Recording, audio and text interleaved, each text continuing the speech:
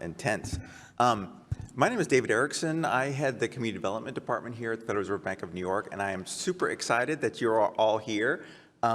I recognize this is kind of a scary building. It looks like a castle, and there are bars on the wall. There are bars on the windows, and there's police force. There's quite a bit of gold in the basement, by the way. So that's part of why there's so many police are wandering about. And we recognize it's freezing in here, so we're trying to get the temperature up a bit. This is our first public event that we've had since the pandemic is over, and I know that's part of why I'm thrilled to see you here. And we know we have a couple hundred more people online, and so this is a kind of a new world where it's sort of a live studio audience here, but we want to be mindful of our online audience as well. So JD, thank you for reading that one question. We'll try to bring you in as often as we can, so please stay connected to us. The mission of the Federal Reserve Bank of New York is to create an economy that works for all segments of society. And so part of why I'm thrilled about what the contributions we can make in the Community Development Department is we can highlight examples where banks and other investors could make investments into entities that really can sort of create opportunity where there wasn't before. And so one of the things I have to say, as a person who's done anti-poverty work and community development work for 25 years, the data around job training is not stellar. It's frustrating that it's not as effective as it should be. But my friend Carla Javits years ago sort of sat me down and just said, look, there are other ways to do this. It's not just try to train somebody for a hypothetical job, that if you really sort of provide someone with the wraparound services they need while they're being trained and then connect them to a social enterprise that has a double bottom line where they are a business with a cash flow, but they also have some flexibility and they know they're playing a social role as well in bringing those people who were trained into that business and with some extra flexibility, that model is very successful. And so when Carla asked if we could have this conference here to be the first one of our sort of reopening of the bank, I was thrilled to say yes to that, and thrilled that all of you would be interested in coming. I love that last question. Is how successful is care? We're going to hear from a lot of other examples today. So you've come to the right place. So and I think one of the things, I'm going to hand this over here in 1 minute to my colleague Javier Silva, but one thing that we saw in the film, there's something that really appeals to the heart here, where one of the people who was focused on, she gets a job in a hospital helping patients. She's feeling proud about that she walks into her apartment where they give her the keys to the apartment, this smile across her face, she's just beaming. There's something about the dignity that comes with that. But there's another piece to this that's not just to the heart, it appeals to the head as well, which is that, and this is something that our president, John Williams, just said in a fireside chat he had with the Surgeon General 2 days ago, which was, there's a real need to invest in the upstream social determinants of health because the economy is crying out for more workers and better trained workers. So this is really an important economic question as well. And this is an important, we're all better off, not just because we're helping each other out with these kinds of interventions, but that we're better off financially. That the woman you saw in that film, she's paying taxes, she's paying rent, she's helping people, get better in the hospital where she's working. So there's lots of benefits to this approach. I'm really excited we're here today to talk about it. And by the way, we're having a reception afterwards, so please stay and join us for that too. So we'd really like to sort of get to know you a little bit better and maybe trade some ideas and some business cards and things like that, like we did in the old days, starting at 4:15. So thank you again for joining, and now I'll just introduce my colleague Javier Silva. All right, thank you, everybody. It's so exciting to be here today. Welcome to this virtual hybrid event. So I want to say good afternoon to everyone who's joining us online. Thank you to everybody who's here in person. I'm Javier Silva, Senior Associate Director at the Federal Reserve Bank of New York's Community Development Unit. I have to say before I continue, the views expressed here are my own, don't represent those of the Federal Reserve Bank of New York or the Federal Reserve System. So, one question that I have, and David, you brought this up in your comments just now, is, what do we lose as a nation, right? What do communities lose? What do businesses lose? I mean, what are we losing when families are not able to sustain themselves, right?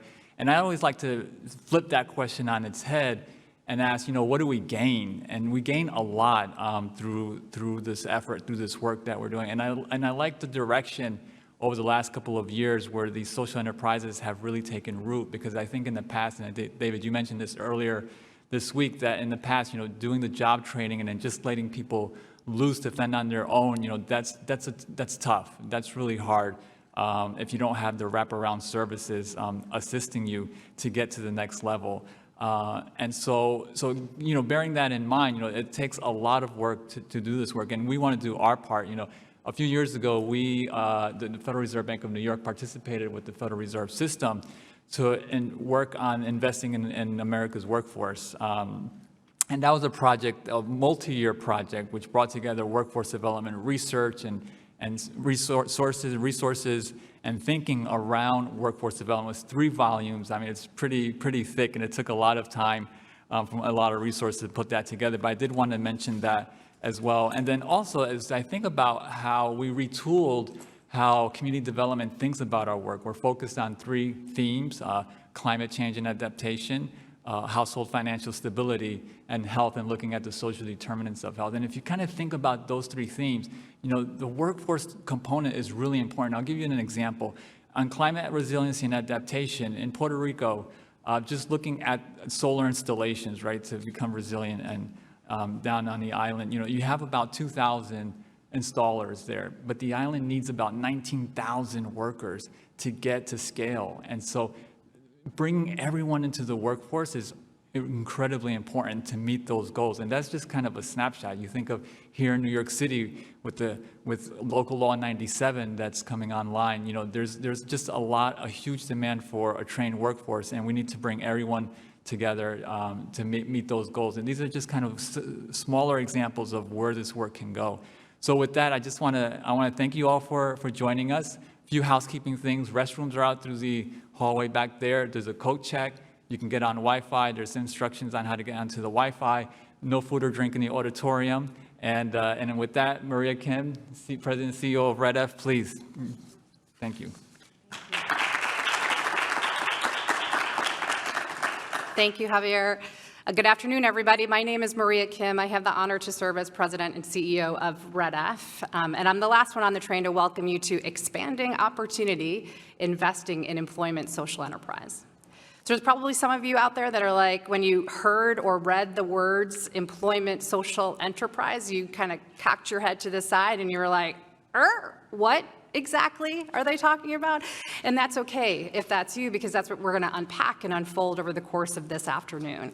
What you need to know is basically this. They are businesses that are doing a good or service for the world, and they're anchored in a social purpose. And that social purpose is to create on-ramps back to employment, to hire people whose talent has been overlooked all across the country.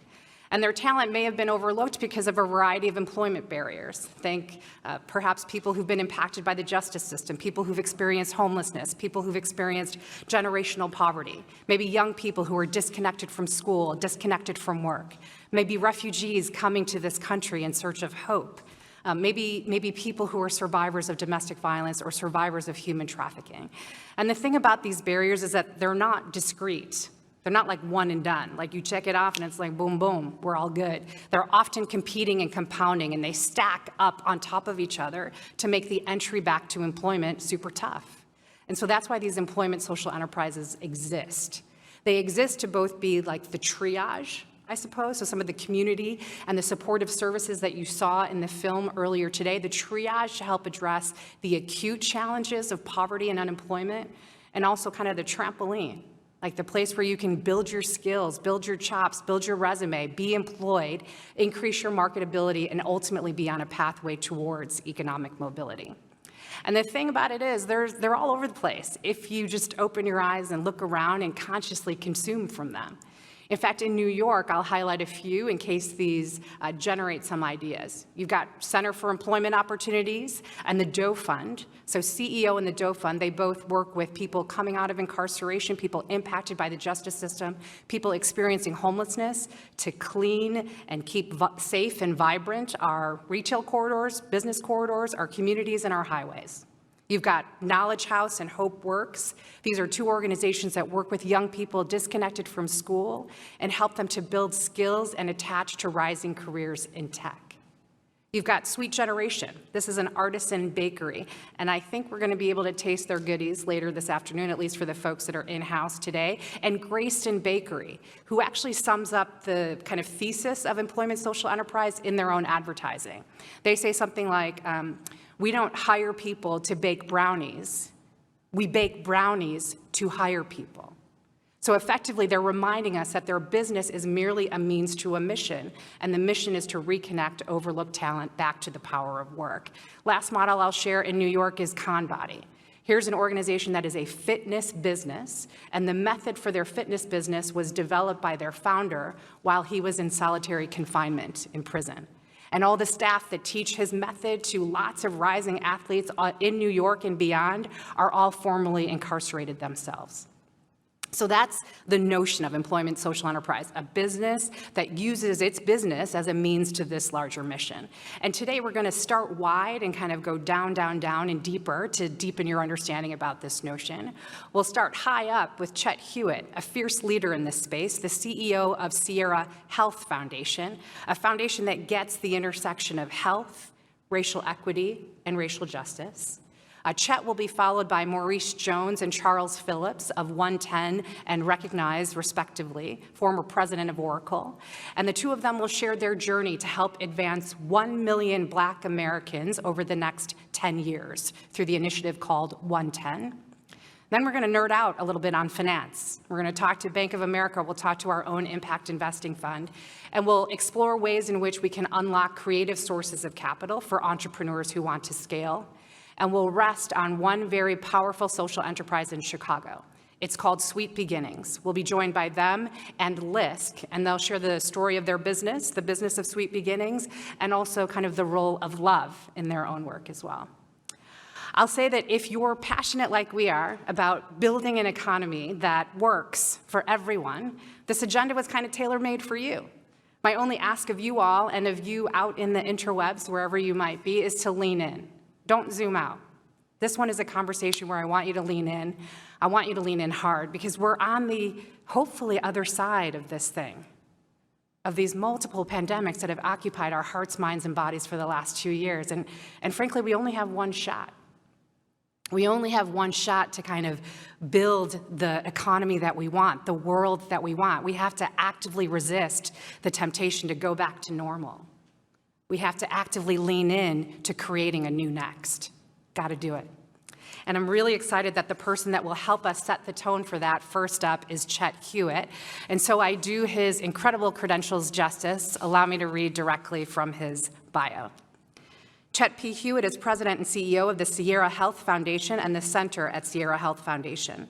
Under his leadership, both organizations are committed to boldly advancing health equity, social justice, and community-powered economic development in underserved communities in California. Chet has held senior positions in the public and nonprofit sectors, where he's known for his innovative and thoughtful risk-taking. He's an Annie E. Casey Children and Families Leadership Fellow.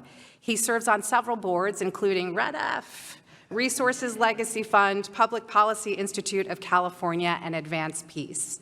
In 2017, Chet received the Terrence Keenan Leadership Award, one of the highest honors in health philanthropy. And in 2021, the National Academy of Public Administration inducted Chet into its Academy of Fellows, placing him among just 940 other prominent leaders who hold this title for life, including cabinet officers, members of Congress, governors, mayors, and state legislators, as well as prominent scholars, business execs, and public administrators.